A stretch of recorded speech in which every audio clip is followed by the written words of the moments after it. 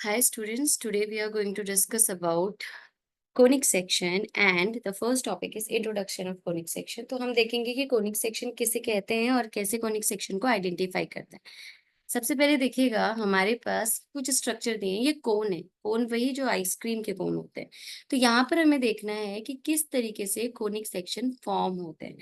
Conic section के form होने का तरीका क्या होता है, किस तरीके से हम सर्कल बोलते हैं, पैराबोला बोलते हैं, इलिप्स बोलते हैं या फिर हाइपरबोला बोलते हैं। तो देखिएगा सबसे पहले हमारे पास ये फर्स्ट कोन है। अब इस फर्स्ट कोन में अगर मैं इस तरीके से कोई प्लेन पास करूं, ये दिख रहा होगा, तो यहाँ पर एक स्ट्रक्चर बन रहा है जिसे हम क्या कहते हैं, पैराबोला कहते हैं। यहाँ पर देखिए एक और कोन है और मैं इसमें हॉरिजॉन्टली एक प्लेन पास करूं तो जो स्ट्रक्चर बन रहा है उसे हम क्या कह रहे हैं, सर्कल।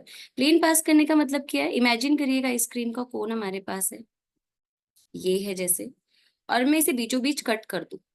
अब जब कट करूंगी तो यहाँ पर आपको सर्कल दिखेगा नहीं दिखेगा, तो इस स्ट्रक्चर को कहते हैं सर्कल।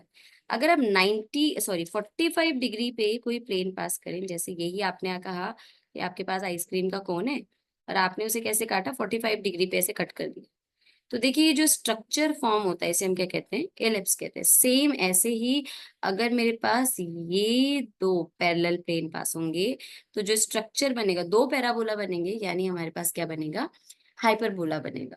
तो यहाँ पे अगर मेरे पास कोई भी कोन है उसमें अलग अलग एंगल पे मैं प्लेन पास करूं तो ये चारों स्ट्रक्चर बनते हैं, सर्कल, एलिप्स, पैराबोला और हाइपरबोला। जैसे कि यहाँ पे देखिए, यहाँ पे कट करके दिखाया है आपको। कोई कोन है, इमेजिन करिए आप उसे ऐसे कट करे, बीचों बीच कट कर रहे हो, यहाँ पर कट कर रहे हो, है ना, बीचों बीच ऐसे कट कर रहे हो तो सर्कल बन रहा है, ऐसे कट कर रहे हो तो एलिप्स बन रहा है, ऐसे कट कर रहे हो तो पैराबोला बन रहा है, और ऐसे दो जगह कट लगा रहे हो, एक ऐसे और एक ऐसे, तो हाइपरबोला बन रहा है। तो हमारे पास कोन में डिफरेंट डिफरेंट तरीके के स्ट्रक्चर बन सकते हैं। पर अगर मुझे क्वेश्चन मिलेगा कि बताइए ये कौन सा कोनिक सेक्शन है, तो हम ऐसा थोड़ा ना करेंगे कि हम डायग्राम बनाएंगे, तो उस समय हम कैसे आइडेंटिफाई करेंगे, तो इसके लिए हमारे पास एक इक्वेशन आती है। इस इक्वेशन का नाम है second degree equation. Second degree equation, second degree equation क्या है, ये है आपकी a x square plus b y square plus 2hxy plus 2gx plus 2fy plus c is equal to 0। तो कोई भी इक्वेशन है आप उसे इसकी तरह ही देखोगे। अब यहाँ पर क्या होता है, हो सकता है कि ये कोनिक हो ही ना, हो सकता है ये दो स्ट्रेट लाइन हो, तो उसके लिए हमें एक डेल्टा निकालना पड़ता है। मतलब अगर मुझे पहचानना है कि ये किसकी इक्वेशन है, ऐसी कोई इक्वेशन आपको मिल गई और बोल रहा है बताइए कौन सी इक्वेशन, तो आप पहले डेल्टा निकालोगे। अब डेल्टा क्या होता है, एक डिटर्मिनेंट। आपने ऐसे रखा, डायगोनली एबीसी रखा, यहाँ पे आप एच एच रखे, इधर आप जी और जी रखिए, और इधर आप एफ एफ रखिए। तो ये क्या हो गई, आपकी एक डिटर्मिनेंट हो गई। देखो कैसे रखा है मैंने, ए बी सी, फिर डायगोनली एच एच, फिर यहाँ और यहाँ जी जी, फिर एफ एफ। तो ये क्या हो गया हमारे पास, एक डिटर्मिनेंट हो गई जिसे हम डेल्टा कहते हैं। बाय चांस डेल्टा आपका 0 आता है तो उस समय ये जो कोनिक की इक्वेशन है ये क्या है, पेयर ऑफ स्ट्रेट लाइन है, ये कोनिक है ही नहीं, ये दो लाइन की इक्वेशन है। लेकिन अगर डेल्टा नॉन जीरो आता है तब ये कोनिक हो सकता है।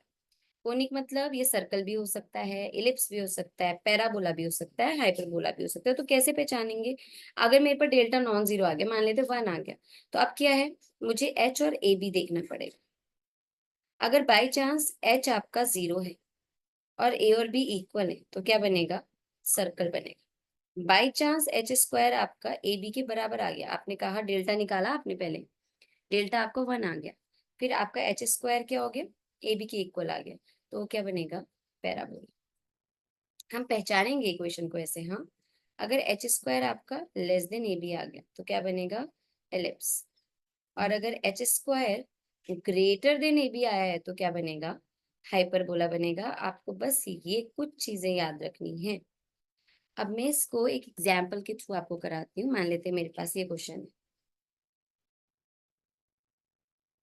2x² plus 4y² plus 12x, 6y, 14xy, 9 is equal to 0।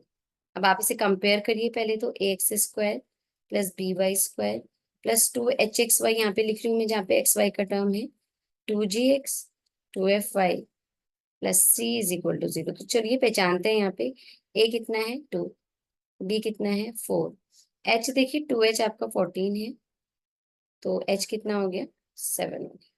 अब आपसे क्वेश्चन मिल पूछ रहा है कि बताइए ये किसकी इक्वेशन है, पैराबोला की है, सर्कल की, एलिप्स की, हाइपरबोला की। ऑप्शन में स्ट्रेट लाइन नहीं दिया है। अगर ऑप्शन में स्ट्रेट लाइन नहीं दिया है तो मैं क्या चेक नहीं करूंगी, डेल्टा चेक नहीं करूंगी। इन चारों में से बताना है। तो मैंने एच स्क्वायर निकाला, कितना आ गया 49, और मैंने ए बी निकाला, कितना आ गया 2 × 4 यानी 8। आपको दिख रहा है एच स्क्वायर बड़ा है किससे, ए बी से, तो ये किसकी इक्वेशन है, हाइपरबोला की इक्वेशन। तो बड़ा सिंपल इक्वेशन को पहचानना, आपको एच और ए बी पहचानना है। लेकिन अगर इक्वेशन में क्वेश्चन में पेयर ऑफ स्ट्रेट लाइन दिया होगा तो आपको डेल्टा भी निकालना है। डेल्टा देखिए फिर से कितना आसान है डेल्टा निकालना। यहाँ पे आपको बस क्या करना है, आपको डायगोनली एलिमेंट्स को रखना है। आपको रखना है ए बी सी, फिर एच एच जी जी एफ एफ। अगर ये 0 आया तो पेयर ऑफ स्ट्रेट लाइन। यहाँ पे मैंने कुछ क्वेश्चन दिए हैं आपकी प्रैक्टिस के लिए, आपको पहचानना है कि ये किसकी इक्वेशन है।